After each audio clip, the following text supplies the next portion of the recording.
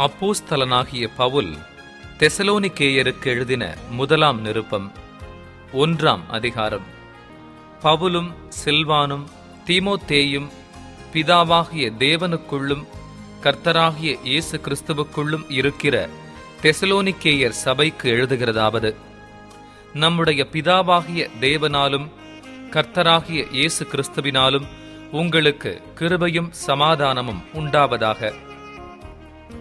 தேவனுக்கு பிரியமான சகோதரரே, உங்கள் விசுவாசத்தின் கிரியையையும் உங்கள் அன்பின் பிரயாசத்தையும் நம்முடைய கர்த்தராகிய இயேசு கிறிஸ்துவின் மேலுள்ள உங்கள் நம்பிக்கையின் பொறுமையையும் நம்முடைய பிதாவாகிய தேவனுக்கு முன்பாக நாங்கள் இடைவிடாமல் நினைவு கூர்ந்து, நீங்கள் தெரிந்து கொள்ளப்பட்டவர்களென்று நாங்கள் அறிந்து, எங்கள் ஜெபங்களில் இடைவிடாமல் உங்களை குறித்து விண்ணப்பம் பண்ணி உங்கள் எல்லாருக்காகவும் எப்பொழுதும் தேவனை ஸ்தோத்திரிக்கிறோம்.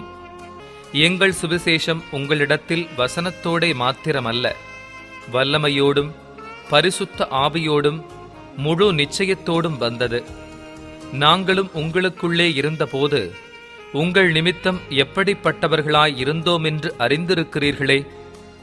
நீங்கள் மிகுந்த உபத்திரவத்திலே பரிசுத்த ஆவியின் சந்தோஷத்தோடே திருவசனத்தை ஏற்றுக்கொண்டு எங்களையும் கர்த்தரையும் பின்பற்றுகிறவர்களாகி, இவ்விதமாய் மக்கதோனியாவிலும் அகாயாவிலும் உள்ள விசுவாசிகள் யாவருக்கும் மாதிரிகளானீர்கள்.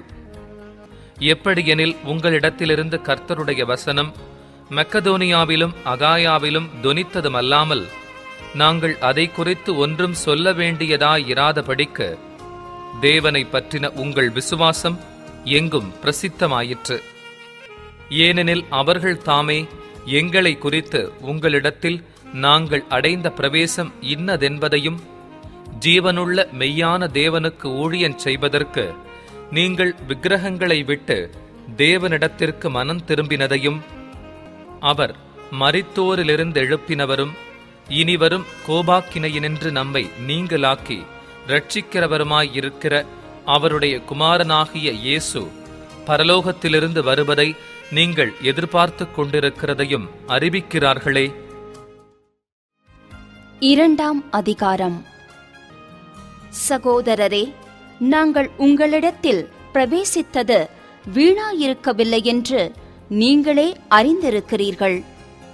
உங்களுக்கு தெரிந்திருக்கிறபடி முன்னே பிலிப்பி பட்டணத்திலே நாங்கள் பாடுபட்டு நிந்தையடைந்திருந்தும் வெகு போராட்டத்தோடே தேவனுடைய சுவிசேஷத்தை உங்களுக்கு சொல்லும்படி நம்முடைய தேவனுக்குள் தைரியம் கொண்டிருந்தோம்.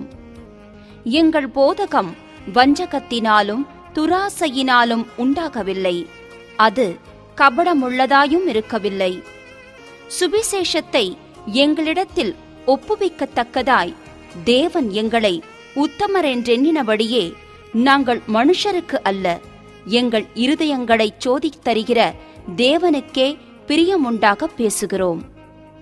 உங்களுக்கு தெரிந்திருக்கிறபடி நாங்கள் ஒரு காலும் இச்சகமான வசனங்களை சொல்லவும் இல்லை, பொருளாசையுள்ளவர்களாய் மாயம் பண்ணவும் இல்லை. தேவனே சாட்சி. நாங்கள் கிறிஸ்துவின் அப்போஸ்தலராக உங்களுக்கு பாரமாயிருக்க கூடியவர்களானாலும், உங்களிடத்திலாவது மற்றவர்களிடத்திலாவது மனுஷரால் வரும் மகிமையை நாங்கள் தேடவில்லை. உங்களிடத்தில் பட்சமாய் நடந்து கொண்டோம். பால் கொடுக்கிற தாயானவள் தன் பிள்ளைகளை காப்பாற்றுகிறது போல நாங்கள் உங்கள் மேல் வாஞ்சையாயிருந்து தேவனுடைய சுவிசேஷத்தை உங்களுக்கு கொடுத்ததுமல்லாமல், நீங்கள் எங்களுக்கு பிரியமானவர்களானபடியினாலே எங்கள் ஜீவனையும் உங்களுக்கு கொடுக்க மனதாயிருந்தோம். சகோதரரே, நாங்கள் பட்ட பிரயாசமும் வருத்தமும் உங்களுக்கு ஞாபகமாயிருக்கும். உங்களில் ஒருவனுக்கும் பாரமாயிராதபடிக்கு இரவும் பகலும் நாங்கள் வேலை செய்து தேவனுடைய சுவிசேஷத்தை உங்களிடத்தில் பிரசங்கித்தோம். விசுவாசிகளாகிய உங்களுக்குள்ளே நாங்கள் எவ்வளவு பரிசுத்தமும் நீதியும் பிழையின்மையுமாய் நடந்தோம் என்பதற்கு நீங்களும் சாட்சி, தேவனும் சாட்சி. மேலும் தம்முடைய ராஜ்யத்திற்கும் மகிமைக்கும் உங்களை அழைத்த தேவனுக்கு நீங்கள் பாத்திரராய் நடக்க வேண்டுமென்று தகப்பன் தன் பிள்ளைகளுக்குச் சொல்லுகிறது போல நாங்கள் உங்களில் ஒவ்வொருவனுக்கும் புத்தியும் தேறுதலும் எச்சரிப்பும் சொன்னதை அறிந்திருக்கிறீர்கள். ஆகையால் நீங்கள் தேவ வசனத்தை எங்களாலே கேள்விப்பட்டு ஏற்றுக்கொண்டபோது அதை மனுஷர் வசனமாக ஏற்றுக்கொள்ளாமல் தேவ வசனமாகவே ஏற்றுக்கொண்டதினாலே நாங்கள் இடைவிடாமல் தேவனுக்கு ஸ்தோத்திரம் செலுத்துகிறோம். அது மெய்யாகவே தேவ வசனம்தான்.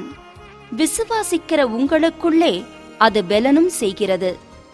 எப்படியெனில் சகோதரரே, யூதேயா தேசத்தில் கிறிஸ்து இயேசுவுக்குள்ளான தேவனுடைய சபைகளை நீங்கள் பின்பற்றினவர்களாகி அவர்கள் யூதராலே எப்படி பாடுபட்டார்களோ அப்படியே நீங்களும் உங்கள் சுய ஜனங்களாலே பாடுபட்டீர்கள்.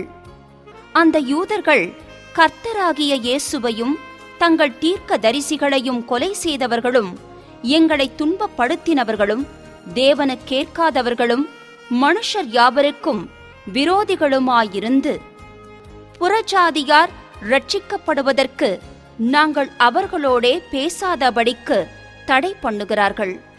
இவ்விதமாய் எக்காலத்திலும் தங்கள் பாவங்களை நிறைவாக்குகிறார்கள்.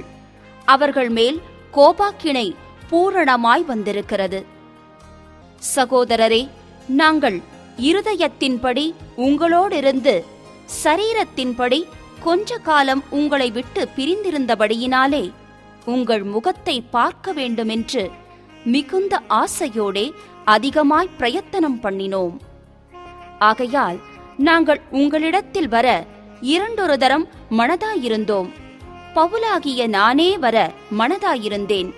சாத்தானோ எங்களை தடை பண்ணினான்.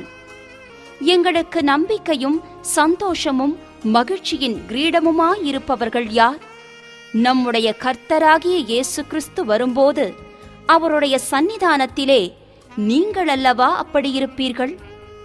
நீங்களே எங்களுக்கு மகிமையும் சந்தோஷமுமாயிருக்கிறீர்கள். 3ஆம் அதிகாரம்.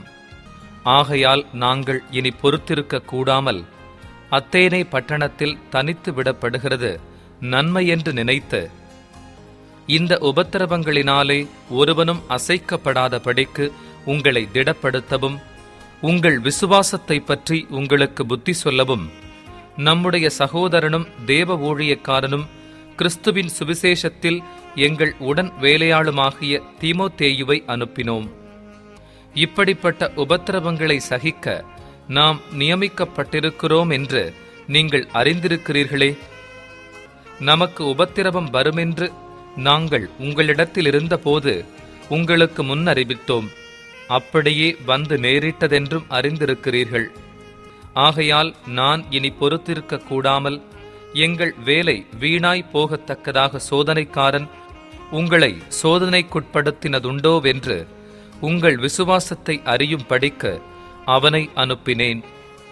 இப்பொழுது தீமோத்தேயு உங்களிடத்திலிருந்து எங்களிடத்தில் வந்து உங்கள் விசுவாசத்தையும் அன்பையும் குறித்து நீங்கள் எப்பொழுதும் எங்களை பட்சமாய் நினைத்து கொண்டு நாங்கள் உங்களை காண வாஞ்சையாயிருக்கிறது போல நீங்களும் எங்களை காண வாஞ்சையாயிருக்கிறீர்கள் என்பதை குறித்தும் எங்களுக்கு நற்செய்தி சொன்னதினாலே, சகோதரரே, எங்களுக்கு நேரிட்ட எல்லா இக்கட்டிலும் உபத்திரவத்திலும் உங்கள் விசுவாசத்தினாலே உங்களை குறித்து ஆறுதல் அடைந்தோம்.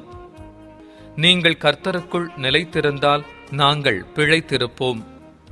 மேலும் நம்முடைய தேவனுக்கு முன்பாக நாங்கள் உங்களை குறித்து அடைந்திருக்கிற மிகுந்த சந்தோஷத்திற்காக நாங்கள் தேவனுக்கு எவ்விதமாய் ஸ்தோத்திரம் செலுத்துவோம்? உங்கள் முகத்தைக் கண்டு உங்கள் விசுவாசத்தின் குறைவுகளை நிறைவாக்கும் பொருட்டு இரவும் பகலும் மிகவும் வேண்டிக் கொள்ளுகிறோமே.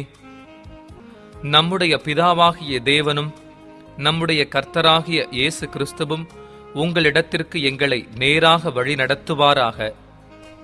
நாங்கள் உங்களிடத்தில் வைத்திருக்கிற அன்புக்கொப்பாய் நீங்களும் ஒருவரிடத்தில் ஒருவர் வைக்கும் அன்பிலும் மற்றெல்லா மனுஷரிடத்தில் வைக்கும் அன்பிலும் கர்த்தர் உங்களை பெருகவும் நிலைத்தோங்கவும் செய்து இவ்விதமாய் நம்முடைய கர்த்தராகிய இயேசு கிறிஸ்து தமது பரிசுத்தவான்கள் அனைவரோடும் கூட வரும்போது நீங்கள் நம்முடைய பிதாவாகிய தேவனுக்கு முன்பாக பிழையற்ற பரிசுத்தமுள்ளவர்களாயிருக்கும்படி உங்கள் இருதயங்களை ஸ்திரப்படுத்துவாராக. 4ஆம் அதிகாரம். அன்றியும் சகோதரரே, நீங்கள் இன்னின்ன பிரகாரமாய் நடக்கவும் தேவனுக்கு பிரியமாயிருக்கவும் வேண்டுமென்று நீங்கள் எங்களால் கேட்டு ஏற்றுக்கொண்டபடியே அதிகமாய் தேரும்படிக்கு கர்த்தராகிய இயேசுவுக்குள் உங்களை வேண்டிக் கொண்டு புத்தி சொல்லுகிறோம். கர்த்தராகிய இயேசுவினாலே நாங்கள் உங்களுக்கு கொடுத்த கட்டளைகளை அறிந்திருக்கிறீர்களே. நீங்கள் பரிசுத்தமுள்ளவர்களாக வேண்டும் என்பதே தேவனுடைய சித்தமாயிருக்கிறது. அந்தப்படி நீங்கள் வேசி மார்க்கத்துக்கு விலகி இருந்து தேவனை அறியாத அஞ்ஞானிகளைப் போல மோக இச்சைக்குட்படாமல் உங்களில் அவனவன் தன் தன் சரீர பாண்டத்தை பரிசுத்தமாயும் கனமாயும் ஆண்டு கொள்ளும்படி அறிந்து, இந்த விஷயத்தில் ஒருவனும் மீறாமலும் தன் சகோதரனை வஞ்சியாமலும் இருக்க வேண்டும். முன்னமே நாங்கள் உங்களுக்குச் சொல்லி சாட்சியாக எச்சரித்தபடியே இப்படிப்பட்ட விஷயங்கள் எல்லாவற்றையும் குறித்து கர்த்தர் நீதியை சரிக்கட்டுகிறவராயிருக்கிறார். தேவன் நம்மை அசுத்தத்திற்கல்ல பரிசுத்தத்திற்கே அழைத்திருக்கிறார்.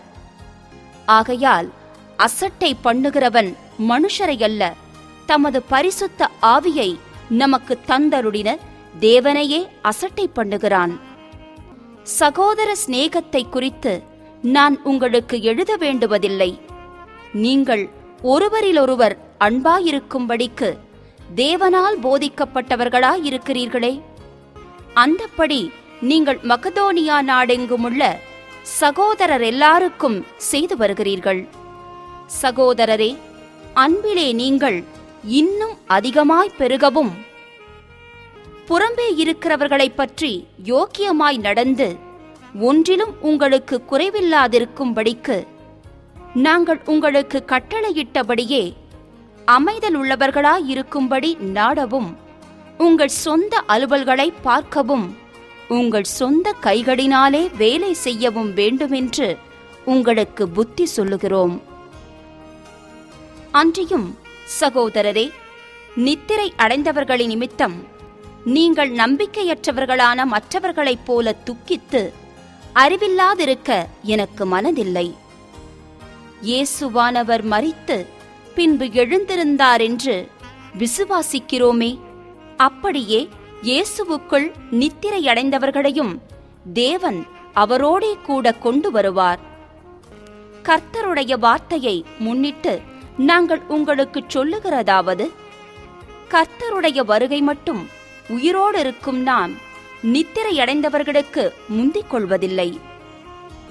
ஏனெனில் கர்த்தர் தாமே ஆரவாரத்தோடும் பிரதான தூதனுடைய சத்தத்தோடும் தேவ எக்காலத்தோடும் வானத்திலிருந்து இறங்கி வருவார். அப்பொழுது கிறிஸ்துவுக்குள் மரித்தவர்கள் முதலாவது எழுந்திருப்பார்கள். பின்பு உயிரோடிருக்கும் நாமும் கர்த்தருக்கு எதிர்கொண்டு போக மேகங்கள் மேல் அவர்களோடே கூட ஆகாயத்தில் எடுத்துக் கொள்ளப்பட்டு இவ்விதமாய் எப்பொழுதும் கர்த்தருடனே கூட இருப்போம். ஆகையால் இந்த வார்த்தைகளினாலே நீங்கள் ஒருவரையொருவர் தேற்றுங்கள்.